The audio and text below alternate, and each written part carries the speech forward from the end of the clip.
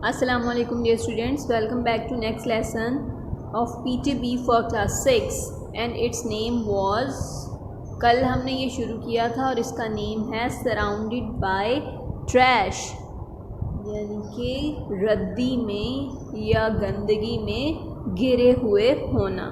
Yes, so we have started it yesterday and I've told you some Urdu words meaning. I hope आप सबने वो learn किए होंगे. Okay, before starting lesson I would like to take you small test. 3 mark test है. I am going to say the words and you have to tell me Urdu meaning. Okay, first word is entertainment, second is evidence, and third is mess. Okay, and if you know the meaning तो you should have to write it down on your rough copy. और अगर नहीं अभी भी learn किए बेटा तो अभी वीडियो को पॉज करके पहले लर्निंग कर लें, उसके बाद लेसन सुनें. Is it clear? So let's start our reading from book. So this is our lesson number 2. We have discussed the picture yesterday. Today we are going to start our first paragraph and I have told you words with the meaning yesterday. So let's start reading. Have you ever been to a park? क्या आप कभी park गए हैं?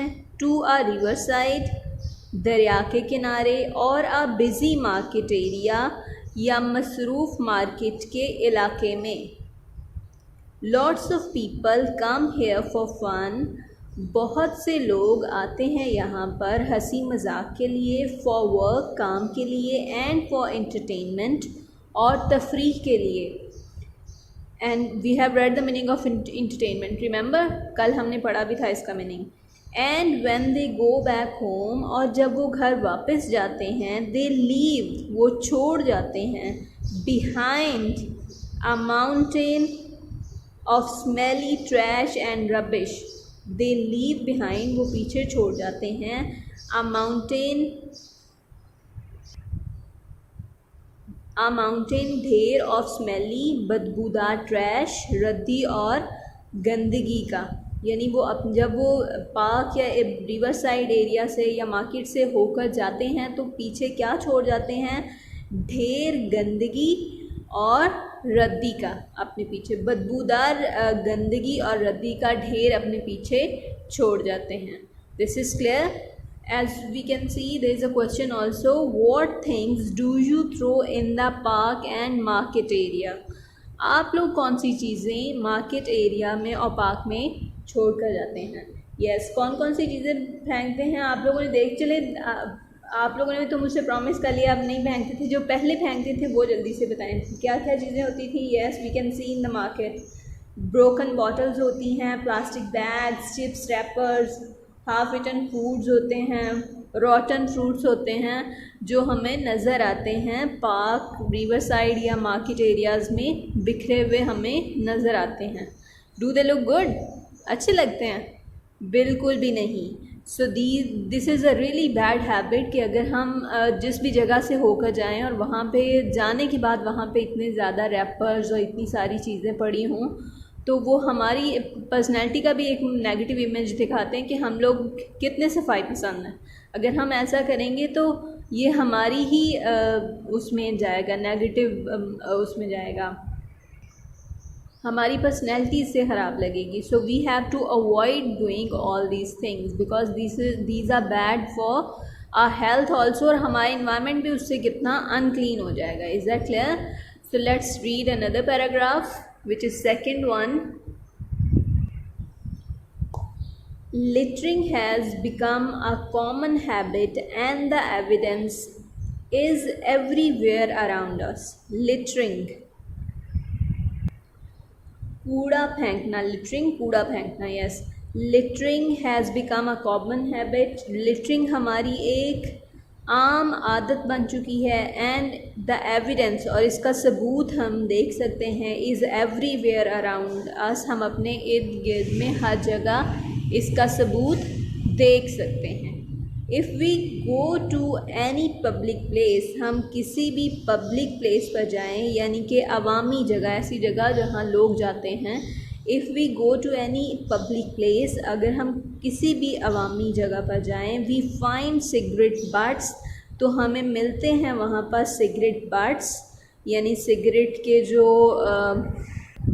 इस्तेमाल शुदा टुकड़े होते हैं, प्लास्टिक बैग्स, ब्रोकन बॉटल्स मिलती हैं हमें, प्लास्टिक बैग, टूटी हुई बोतलें, प्लास्टिक बैग्स, प्लास्टिक के बैग मिलते हैं, चिप्स मिलते हैं, रैपर्स उनके होते हैं, हाफ इटन फूड होता है, आधा खाया हुआ खाना होता है, एंड रोटन फ्रूट्स, गले सड़े फ्रूट्स मिलते हैं, फल मिलते हैं, थ्रोन केयरलेसली, जो कि लापरवाही से फेंके गए होते हैं, थ्रोन फेंके गए होते हैं केयरलेसली, लापरवाही से, ऑन द ग्राउंड, ज़मीन पर, पार्किंग एरियाज़, गाड़ी खड़ी करने वाली जो जगह हैं पार्किंग एरिया में, एंड साइड वॉक्स, और पैदल चलने वाली जगहों पर।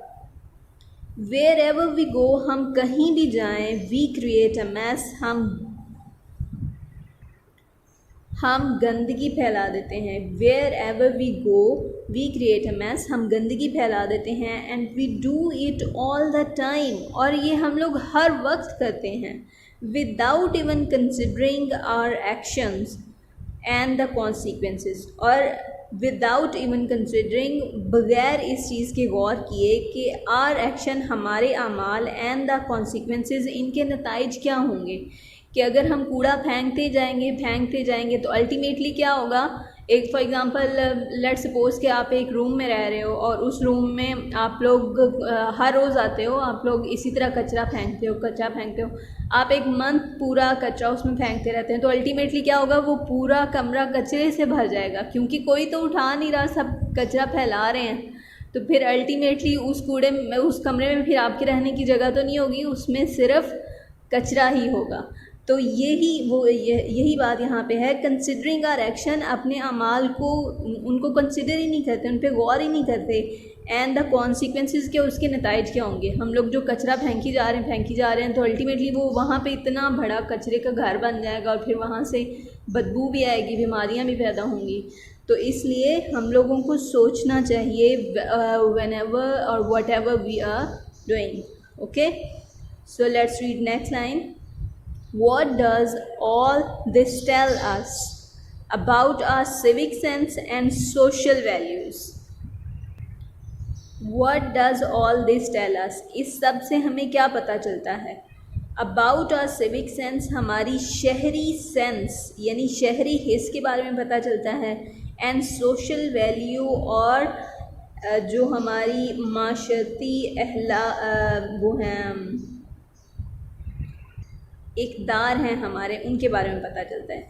यानी हमारी शहरी हिस्स और माशरती इक़दार जो उनसे हैं, वैल्यूज़ जो हैं एक माशरे में रहने की, उनके बारे में पता चलता है कि हम लोग किस तरह के शहरी हैं। हम लोग रिस्पॉन्सिबल शहरी हैं, हम लोग अपनी सारे इन्वायरमेंट का, अपनी चीज़ों का ख्याल रखते हैं, हम लोग एज अ सिटीज़न कैसा बिहेव करते हैं, हम लोग अपनी सारी रिस्पॉन्सिबिलिटीज़ को फुलफ़िल कर रहे हैं कि नहीं, क्योंकि as a citizen this is also our responsibility to keep our environment clean ना।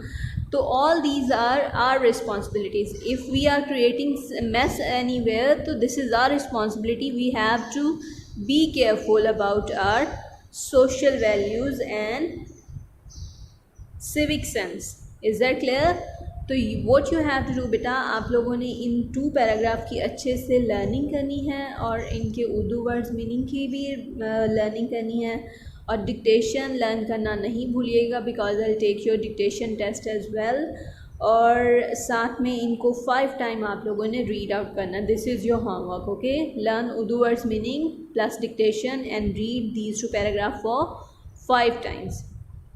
Okay, this is the last question. Let's discuss is also how do these places look like, और ऐसी जगह जहाँ पे हम लोग विज़िट करते हैं वो कैसी लगती हैं।